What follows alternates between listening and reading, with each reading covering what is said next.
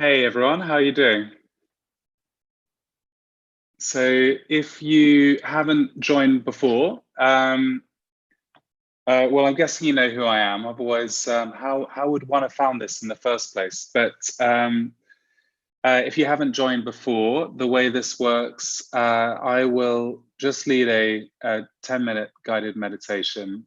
Today, the theme is compassion, radical compassion. I think we all need a bit more of it in our lives right now, and I very often teach the classes that I want to attend, where I'm not in the teaching seat. So bear with me with that. There'll be a 10-minute guided meditation. I can see a few people are live with us, and maybe a few more will join, and then I will stick around for a few minutes of Q&A. So if you've got burning questions about your meditation practice, or how to stay calm in troubling times, or you just want to chat or find out a little bit more about Levitate, then please just put questions into the chat box, and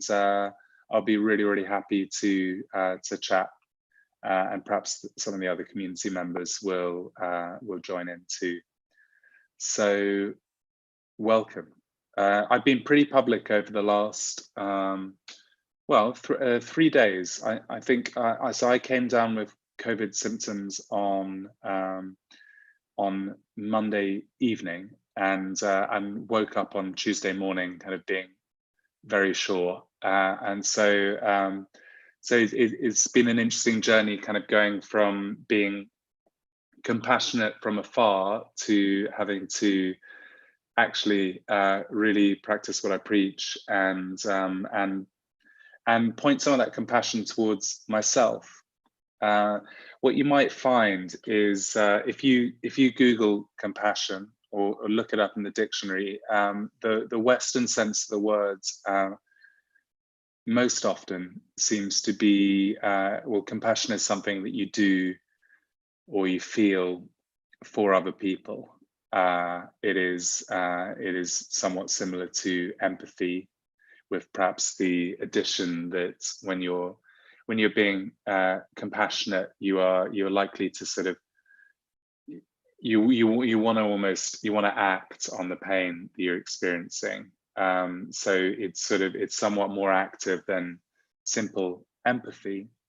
But we don't really have a translation or a particularly good Western concept for compassion or loving kindness, or metta bhavana, as it's known in the Sanskrit and Pali canon. So kind of, if you go into Tibetan Buddhism, what the Dalai Lama practices himself,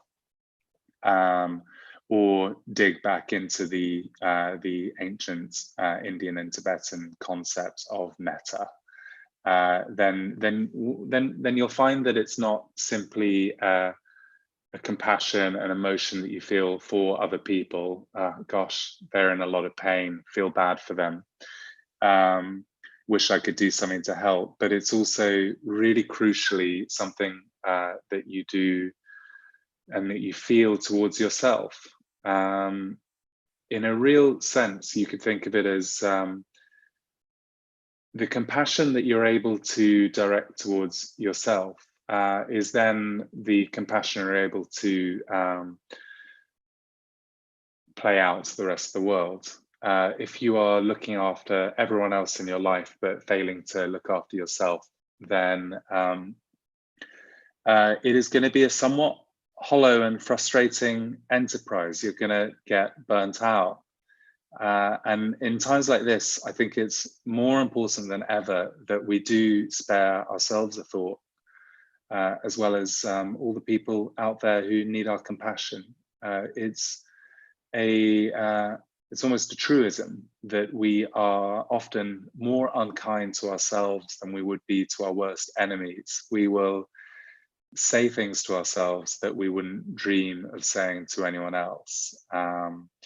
And when we're in that kind of mode, that mode of internal bully, or kind of harsh inner critic, then we will have things that don't go so right in our lives. Perhaps a presentation wasn't that shiny. Perhaps we said the wrong thing to a loved one on the phone just now. Perhaps we didn't say something we wish we had.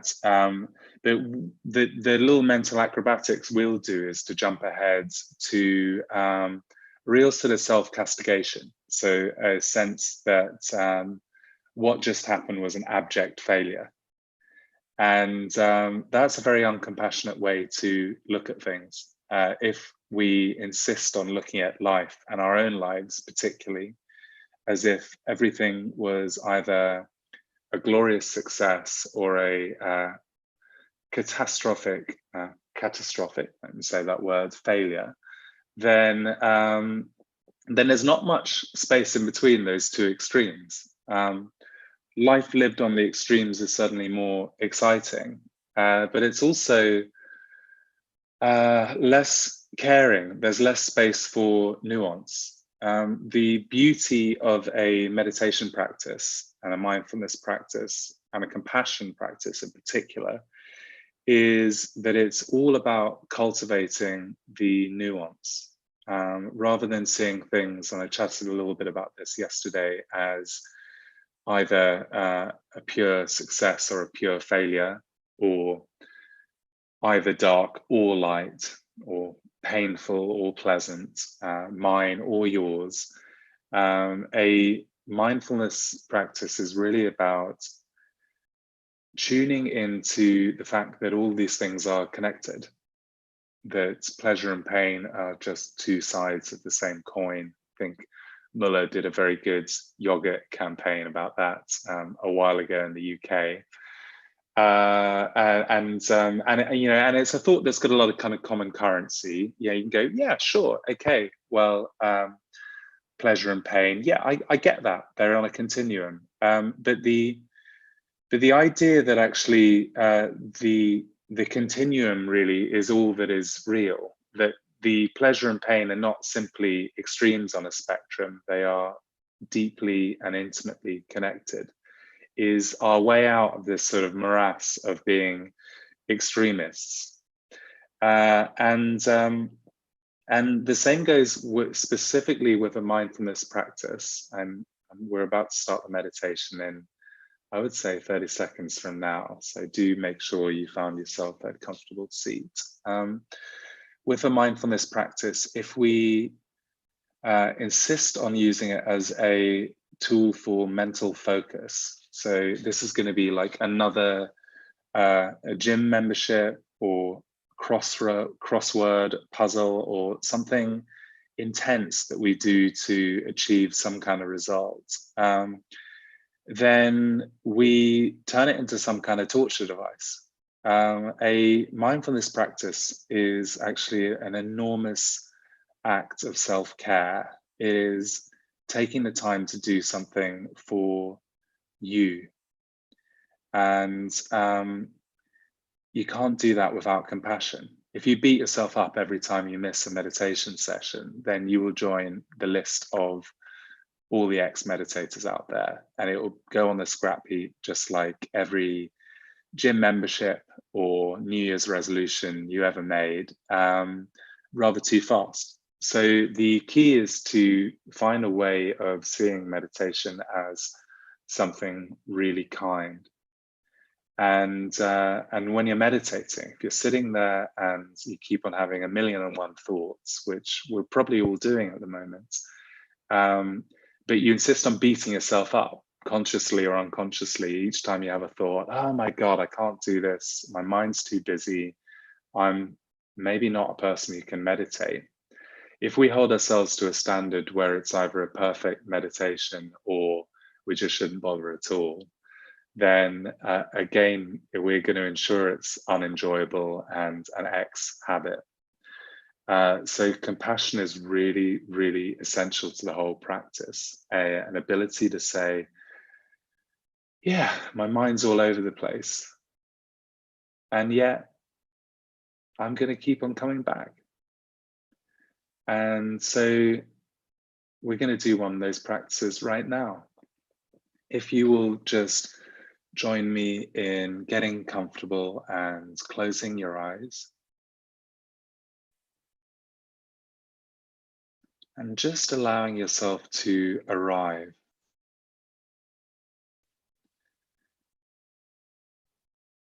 I mean, is that your body very well, maybe on a seat in front of a screen somewhere. Maybe you're watching it moving around on your mobile. But it's entirely possible that your mind's somewhere else. And what we want to achieve with a meditation practice is presence.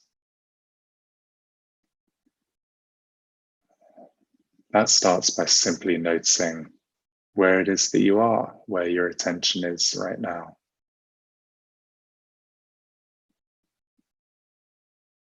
With me, will you take a couple of nice deep breaths in through your nose and out through your mouth? And again, in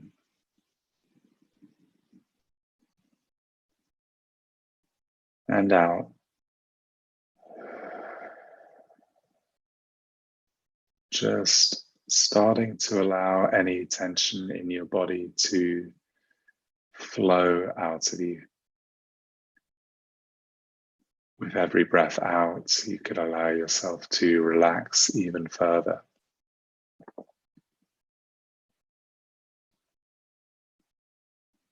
If possible, we want to achieve a deeply relaxed body whilst maintaining a clear mind. If we relax our body and relax our mind, we may well find that we wake up half an hour from now. So we want to retain some degree of mental clarity, whilst letting go of any tension in our bodies.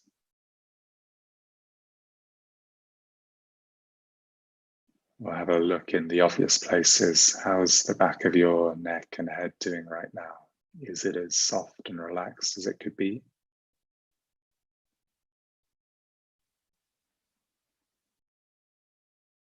Could you let it release with each breath out?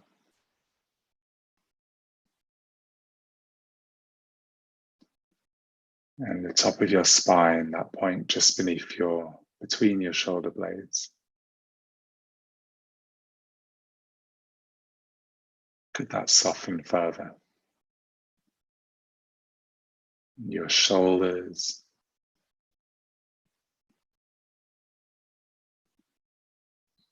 your ribs, in the middle of your back, your lower back, just allowing everything to relax.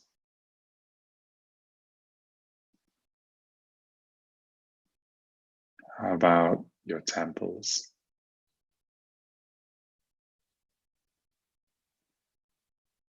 Your forehead, your brows.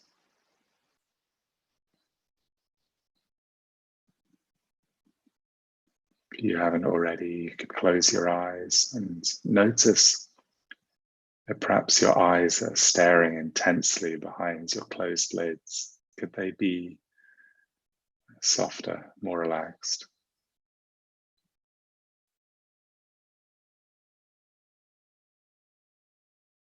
And your cheekbones, can you relax those? Your nose, your jaws, your mouth, your tongue, your lips, your throat, your chest. Just letting go of any tension you might be holding on to.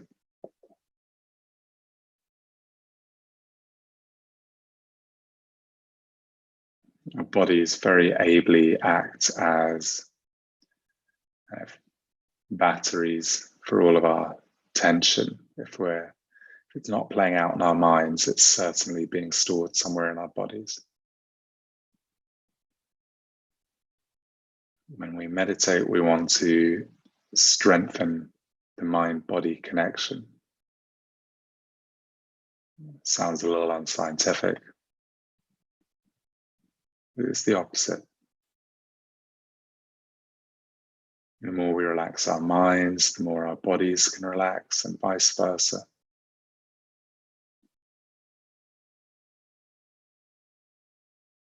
So check in finally with your chest, your ribs, your belly, your hips and pelvis, your seat, just allowing everything to soften. And your limbs, your hands and feet.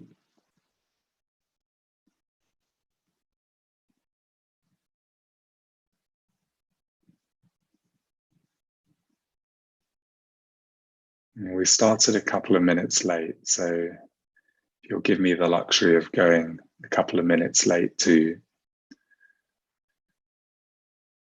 then we're going to do a little compassion practice just with this calm we've created, just a couple of minutes.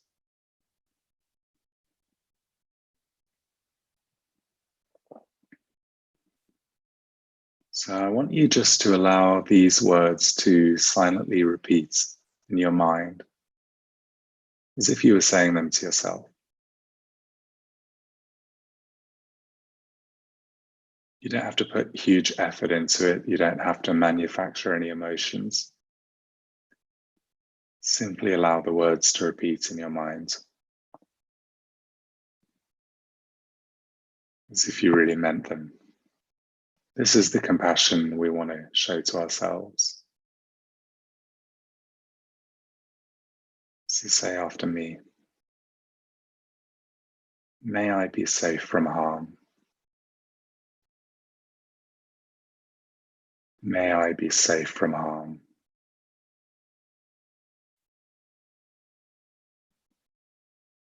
May I know happiness and joy.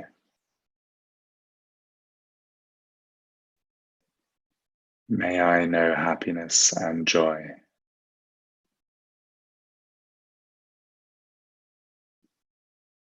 May I be healthy and well. May I be healthy and well.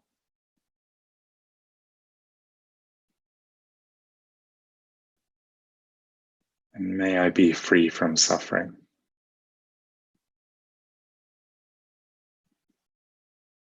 May I be free. And I want you just to call to mind someone very dear to you. A best friend, a family member, someone you're worrying about. And we'll say to them as if they were sitting right next to you right now. And as if we weren't awkwardly British. It might help to just picture them. May you be safe from harm.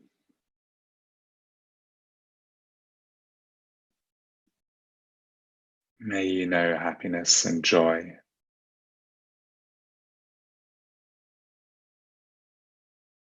May you be healthy and well.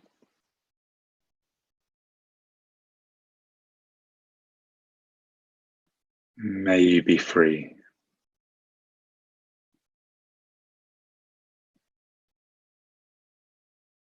And then we'll extend it out to everyone, everywhere.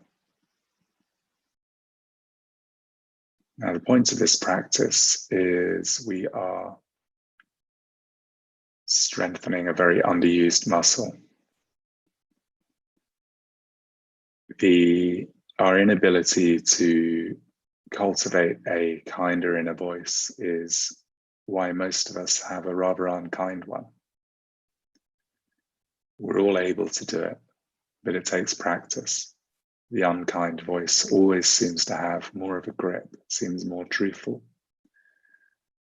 And a compassion practice can feel very like dangerously straying into kind of self-help territory.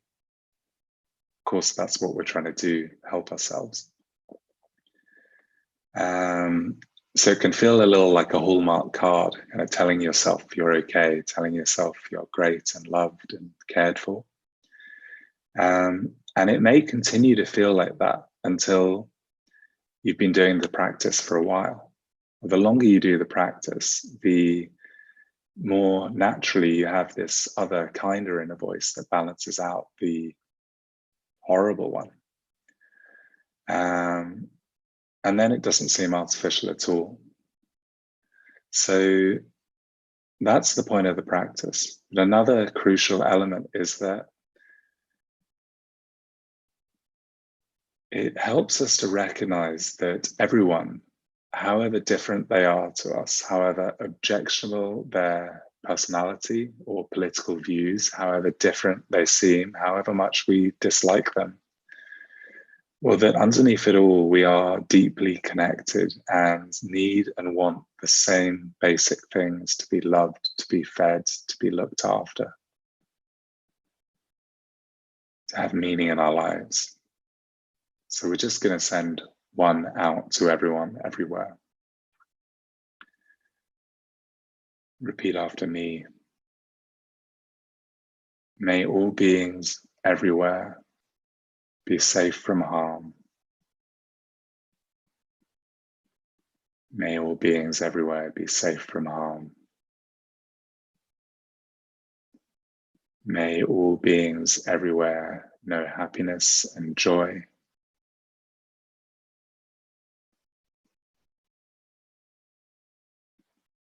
May they all be healthy and well.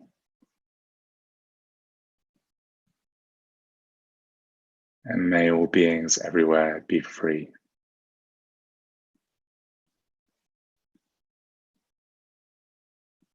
We seal the practice by taking a deep breath in.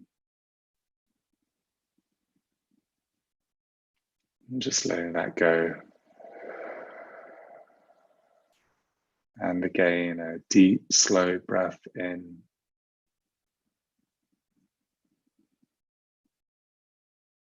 And out. Just allowing any residual tension in your body to flow out with a sigh.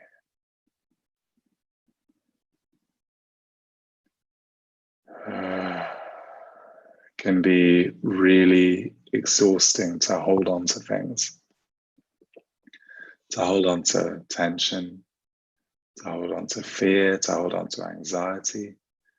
And there is so much tension and fear and anxiety. There's enough to go around right now. But the calm that we create with a practice like this, the calm that we create by connecting with our fellow humans, with our friends and families and colleagues, can be just as contagious as the virus that's got us all so scared. So practice being calm, practice being compassionate, and look after yourself, look after each other. I'm here for you, but much more importantly, you are here for you. And your resources are deeper and more abundant than you could possibly imagine.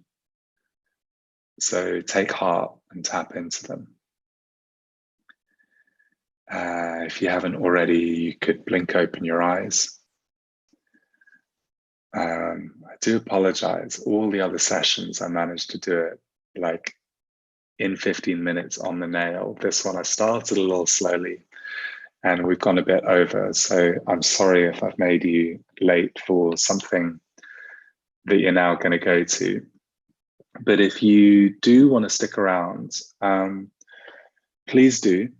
And I'll stay on the camera for a little while longer. But you could ask any questions you have in the chat box. Otherwise, I'm going to keep on doing this. I'm very ill, but I have felt a lot iller in my life. So I'm fine, and I think it's actually really, really important for me that I keep on doing something useful while I'm stuck at home. So these Levitate sessions are going to keep on happening as long as this crisis goes on. But every weekday at 2 p.m. I will be here chatting away. Please let friends, family, loved ones know if you think they'd enjoy a live meditation class. I do longer ones too, and they are available at my website, which is very easily findable if you're looking for it. It's www.levitate.london. Please go and have a look. And yeah, if you fancy joining a 45-minute class, we get a vibrant community of people who come to the classes, mostly in South London, but also we have workplaces as well, and clients in Covent Garden and dotted all over actually. So if you fancy a longer class, join for a longer class, but otherwise avail yourself of these free ones. And yeah, I'm going to keep them coming back here, so I hope you might too. Thank you so much, everyone, for joining. It does mean a lot to me to yeah, feel connected. I get a lot out of this too, as I said. So thank you so much.